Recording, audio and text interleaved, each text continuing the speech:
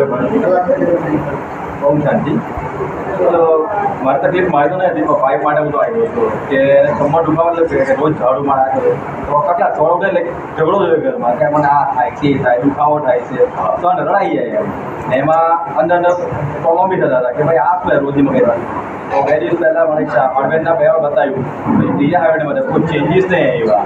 અને સાહેબનો વિડીયો પર ઇન્સ્ટાગ્રામ પર ચેક કોલિંગમાં જોયો હતો તો આવું કંઈક છે. ભગવાનની મહેરબાની અને એ વિડીયો સેમ ટાઈમમાં મને જોવા મળી ગયો.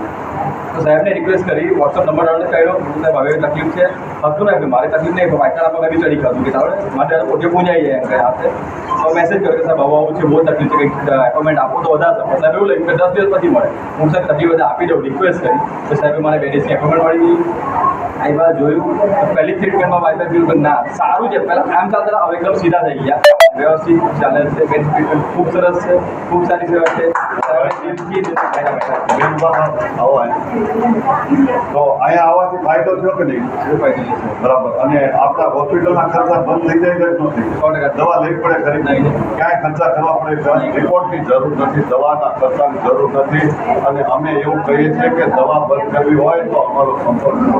ચાલો આ બેનને તમને દુખાવો કેવો હતો પહેલા? હવે અત્યારે કેવો આવે?